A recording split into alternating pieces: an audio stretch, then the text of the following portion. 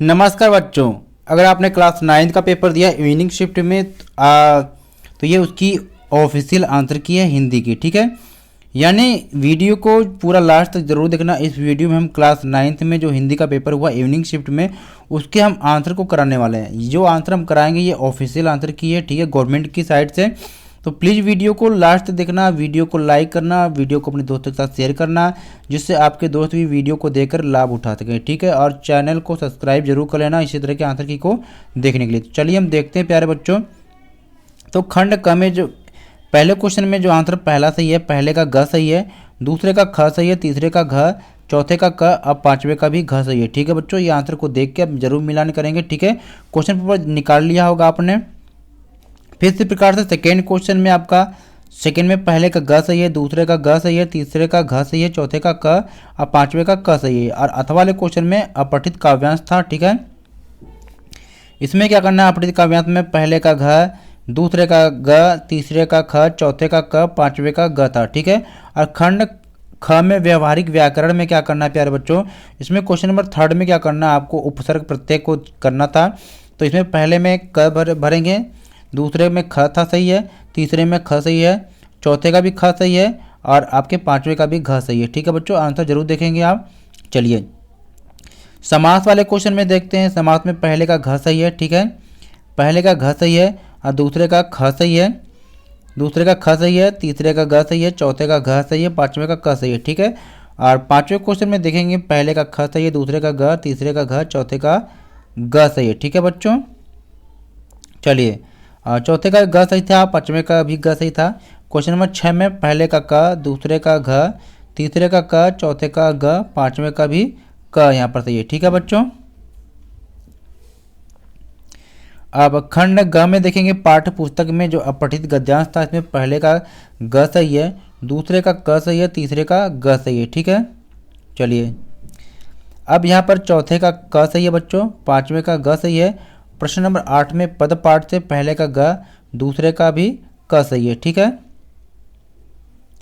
Question number 9 को देखेंगे। 9 में पहले का ख सही है, दूसरे का ग सही है, तीसरे का क सही है, चौथे का भी क सही है और पांचवे का ग सही है। ठीक है, क्वेश्चन नंबर 10 में पहले का ख सही है, दूसरे का क सही है। ठीक है, फिर खंड घ में देखते हैं वर्णात्मक प्रश्न में 11 क्वेश्चन आपका है। ठीक है, 25 से 30 शब्दों में लिखना था आंसर।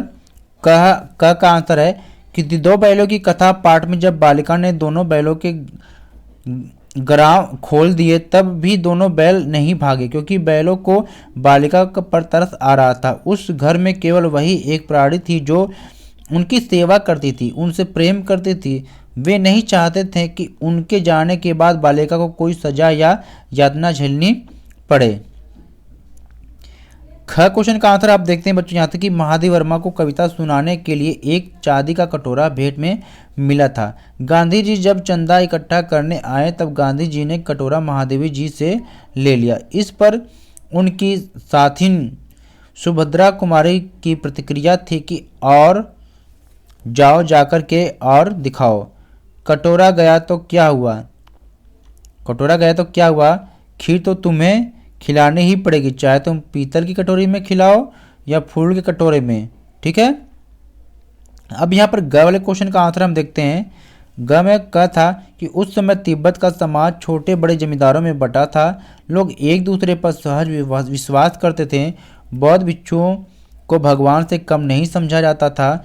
भिखारी के वेश में आए व्यक्ति पर भी सहज विश्वास कर लिया जाता था। हथियार का कानून नहीं था। लोग लाठी की तरह पिस्तौल बंदूकें लिए फिरते थे। पुलिस विभाग पर उतना खर्च नहीं किया जाता था। लोगों की धर्म में गहरी आस्था थी। ठीक है, इस क्वेश्चन का आंसर आपने लिखा होगा। घ वाले क्वेश्चन का आंसर देखते हैं बच्चों कि लेखक हरिशंकर परसाई ने जूते को टोपी से कीमती बताया है। जूता हमेशा ताकत का प्रतीक रहा है। टोपी मान सम्मान की द्योतक रही है। ताकतवर इंसान मान सम्मान को कुचलकर आगे बढ़ जाता है, इसलिए समाज में उसकी हैसियत अधिक होती है। कमजोर इंसान ताकत के आगे झुक जाता है। ठीक है, क्वेश्चन नंबर 12 है। 12 का आंसर देखते हैं। क में कि गहने से अभिप्राय है भूषण जो सुंदरता बढ़ाने का कार्य करते हैं। कैदी और कोकिला कविता में हथकड़ियों को गहना इसलिए कहा गया है क्योंकि हथकड़ियाँ अंग्रेजी सरकार के विरुद्ध किए गए कार्य के बदले उपहार स्वरूप पहनाया गया है, ठीक है, जो स्वतंत्रता सेनानियों के लिए श्रृंगार की द्योतक है। खाली क्वेश्चन में कवि को दूर दूर तक फैली प्राकृतिक सुंदरता दिखाई देती है। सनई के खेत कवि को सोने की करधनी पहनी युवती के समान दिखाई देते हैं। दोनों फसलों की फलियां सुनहरी होकर किंकिनियों के समान चमक रही हैं। कवि को लगता है कि जैसे पृथ्वी अपनी कमर पर घुंघरुओं वाली करधनी पहने हुए हो, ठीक है। क्वेश्चन घ का आंसर यहाँ पर है मेघ आए कविता में दामाद का ससुराल में सज संवर कर जाना, गांव के लोगों द्वारा मेहमान का स्वागत करना, गांव की स्त्रियों द्वारा उत्सुकतावश घूंघट सरका कर मेहमान को देखना, परात में जल भरकर मेहमान का स्वागत करना इत्यादि अन्य रीति रिवाज का मार्मिक चित्रण हुआ है, ठीक है। घ क्वेश्चन का आंसर है किसी भी व्यक्ति की पहचान उसके कर्मों से होती है, कुल से नहीं। जैसे सोने की कलश में शराब भरने से उसके गुण या प्रभाव में कमी नहीं होती, वह अपने स्वरूप में वैसे ही बनी रहती है। सज्जन लोग तब भी उसकी निंदा ही करते हैं। उसी प्रकार ऊंचे कुल में जन्म लेने मात्र से कुछ नहीं होता, व्यक्ति को अपने कर्म ही अच्छे करने चाहिए। 13 क्वेश्चन है। 13 क्वेश्चन का आंसर यहाँ पर आपको 60 शब्दों में करना है प्यारे बच्चों। क का आंसर देखते हैं। लेखिका की माँ घर का कोई भी ठोस काम नहीं करती थी, न ही बच्चों की परवरिश में उसने कभी ध्यान दिया, लेकिन घर के सभी व्यक्तियों की उनमें विशेष श्रद्धा थी क्योंकि वह साहबों की खानदान से थी। उसके नाना पक्के साहब थे। ऊंचे घर परिवार से होने के कारण वह श्रद्धा की पात्र थी। दूसरा अन्य कारण कि वह दूसरों की बात किसी से नहीं कहती थी, न ही कभी झूठ बोलती थी। किसी भी आपदा से बचने के लिए व्यक्ति पहले से ही कुछ तैयारियां करता है। लेखक को भी जब लगा कि उसके इलाके में पानी घुसने की संभावना है तो उसने एक सप्ताह के लिए खाद्य सामग्री जुटाई। इसके अलावा अपनी पत्नी से गैस की स्थिति के विषय में जानकारी ली। उसने ईंधन, दिया सलाई, मोमबत्ती, सिगरेट, पीने का पानी आदि चीज़ों का प्रबंध करना शुरू किया। विद्यार्थी अपरिचित उत्तर भी लिखेंगे, ठीक है। डी क्वेश्चन का आंसर देखेंगे कि रीढ़ की हड्डी पाठ में रामस्वरूप एवं गोपाल प्रसाद दोनों व्यक्तियों ने झूठ का सहारा लिया। रामस्वरूप अच्छे शिक्षित परिवार में अपनी बेटी की शादी करना चाहते थे और गोपाल प्रसाद अपने चरित्रहीन बेटे के लिए एक कम पढ़ी लिखी लड़की की तलाश कर रहे थे, लेकिन संबंधों का आधार सच ही होता था। थोड़े ही समय में एक दूसरे का झूठ पकड़ा जाता है। ऐसा करना बिल्कुल भी उचित नहीं था, ठीक है। अब यहाँ पर रचनात्मक लेखन पर आधारित प्रश्नों के मूल्यांकन करना है। क्वेश्चन 14 है, ठीक है। आपको क्या करना है कि 3 अनुच्छेदों में से किसी एक विषय पर संकेत बिंदु पर आपको लिखना था, यानी 120 शब्दों में आपको निबंध टाइप में लिखना है, ठीक है। पॉइंट यहाँ पर दिया हुआ है, यानी आपको बच्चों इन पॉइंट के सहारे से आपको क्या करना, निबंध लिखना था, ठीक है। इसी प्रकार से 15 क्वेश्चन में भी इसी तरह कि दिए गए 2 पत्रों में से किसी एक पत्र पे 100 शब्दों में पत्र लिखना था। तो वो क्वेश्चन पेपर में आपको दिया होगा पत्र, ठीक है। तो आपको विषय वस्तु के पे लिखना है, भाषा क्या होनी चाहिए ये लिखना है, ठीक है।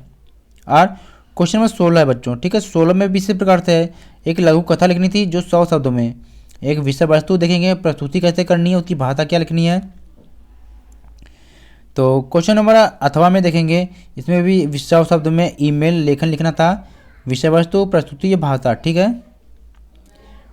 और क्वेश्चन नंबर 17 में भी इसी प्रकार से बच्चों हैं कि दिए गए विषय पर एक संवाद लेखन लिखना था 80 शब्दों में। रचनात्मक क्या से आप प्रस्तुति, विषय वस्तु द्वारा भाषा। अथवा में भी इसी प्रकार से था, या तो ये वाला लिखते हैं आप सूचना लेखन पे, रचनात्मक, प्रस्तुति, विषय और भाषा के द्वारा, ठीक है। तो उम्मीद करते हैं कि ये वीडियो आपने पूरी देखी होगी, आंसर को मिलाया होगा। तो वीडियो को लाइक ज़रूर करना, आप एक लाइक करते हैं तो हमें मोटिवेशन मिलता है, तो जिसलिए हम जल्दी जल्दी वीडियो आपके लिए लेकर आते हैं।